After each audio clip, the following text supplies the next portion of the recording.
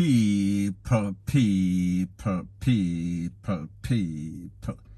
Que pasa, sakpa, say what they do.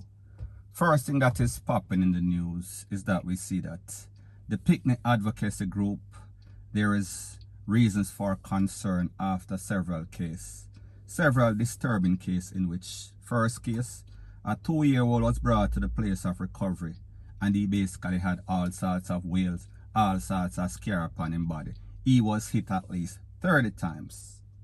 Most recently, less than 24 hours ago, it is said that a 4-year-old youth, he was cuffed up by his father after he was eating his dinner very slowly. Based on that information, it is said that the mother was there and the stepfather and 2 other siblings. And it seemed as if the stepfather got angry and started to cuff up the youths. They tried to take him to the place of recovery. However, when he reached, he was pronounced. And people, know exactly what that means. Now, based on information from the child advocacy group, it is saying that there's a whole bunch of cruelty to picnic. And in a lot of cases, the parents, they don't want reports to the station because they are afraid that their man, their husband, their boyfriend, their matey is going to get locked up. So therefore, they put their lover instead of their children. And people will say that that is a very sad situation. Now, based on the information, it is also said that a lot of times when residents, neighbors hear all sorts of screaming coming from all sorts of house with whole heap of picnic, they do not say anything because people claim say them now got informed. So therefore, people in this case, we say the village is no longer raising the child. That child is being raised in a home that is very dysfunctional and people that is very problematic. So basically, the child advocacy group is saying that in a lot of cases, especially where there's little picnic getting pregnant, for the father, for the uncle and other elderly men, nobody wants to report because they don't want the support that they're getting, financial support, to be cut off. So people, me just say, it seems as if a lot of these parents, they are willing to put financial support in front of the safety and well-being of their children. And people, we see the persons that always suffer and they pick them. So people, this only shows you that Jamaica get away. The parents, them get away. It seems as if these new generation of parents, they think ASS backwards.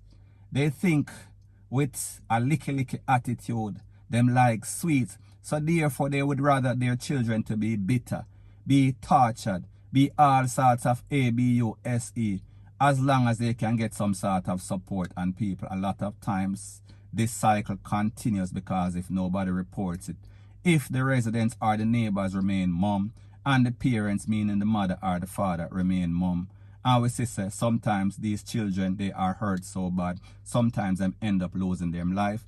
And in a lot of cases, as it pertains to these little picnic getting pregnant, for these elderly men, sometimes these little picnic, they want to do all sorts of extreme measures, as in finding a long cliff and take a jump. People, it is very sad. Point blank and period.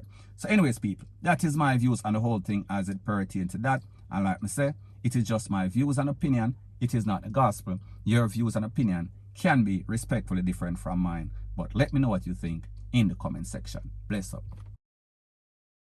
Now, before I move to the next part of my video, please subscribe to my next channel. It is called Jamaica Dancehall Source, and I'll be pinning the link to that channel in the description of this video. And also, please subscribe to this channel. And when you subscribe, please press the notification bell or icon, and also press all in the option. Now, the next part of the video, it is called Sad, Sad, Sad, because we see a 91-year-old lady, and her name is Doris Garispi, and also a 38-year-old caregiver, and her name is Tanya McKinney, and she is from St. Catherine, Jamaica. And based on the information, it is said that the popo in a place called Tingsboro in Massachusetts, they are suspecting carbon monoxide poison in the death of these 2 persons, the elderly lady and the Jamaican caregiver. Now, based on the information, it is said that the 2 bodies were found in the house last weekend. And based on the preliminary investigation from the Popo and also fire brigade, it is said that there is an excessive amount of carbon monoxide being detected in the house. So basically people, them basically suffocate in the house from inhaling carbon monoxide, meaning the gas. Now people, if you're not familiar with how the system works up north in America, a lot of the houses, a lot of the heaters, they use gas. And people, what happens is that sometimes there is some sort of leak, sometimes there is some sort of break in the main, and we've seen a lot of houses even explode. However, people, in this case, it seems as if there was excessive amount of carbon monoxide leaking in this house, and it seems as if these persons fell asleep or were sleeping when they were overwhelmed and they lost their life. Now people, this story is very important, not only because a 91-year-old lady lost her life. However, the caregiver, she is Jamaican, 38-year-old. So people, we see in this case, the lady left Jamaica, moved to the United States, migrated. She is doing a job, and this is a job that a lot of Jamaicans do whenever they leave Jamaica and go to America. People, it is not the most prestigious job. However, it is very essential because we see a whole lot of old people in America. They need somebody to take care of them, and a lot of times the family members are busy or just don't have the time or the patience. So therefore, this is a very essential job. Now also, based on information from the Popo and the relevant authority, it is said that foul play is not suspected in this case. So basically people, it was some sort of accident. It was some sort of leak, and based on the information, it is said that the relevant authorities, they went door to door and checked to find out the source of this leak. People, that is it. So anyways people, that is my views on the whole thing as it pertains to that. And like me say, it is just my views and opinion. It is not the gospel. Your views and opinion can be respectfully different from mine, but let me know what you think in the comment section. Bless up. Now the next thing that is popping in the news is that we see that the DPP, Department of Public Prosecution, Paula Llewellyn to be specific, she is raising serious concerns as it pertains to two bills that were supposed to be amended by Parliament. The name of the bill is Appeal Bill and also the Parish Court Amendment Bill with some other fancy words. Now people, based on the information, it is said that Paula Llewellyn is dissatisfied because of the fact that Parliament claims that the DPP should have no more than 12 months to appeal any sorts of case. So therefore, if somebody was deemed innocent, they want to appeal this case, and they were asking for 18 months to appeal this case. However people, they were given 12 months by the Parliament.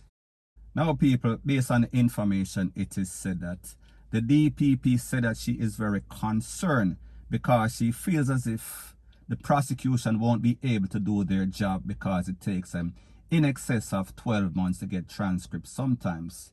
She said that the prosecution will be held at a different standard because basically convicts, they can appeal their conviction anytime. There is no time limit. So therefore, convict can appeal their case 5 years, 10 years later.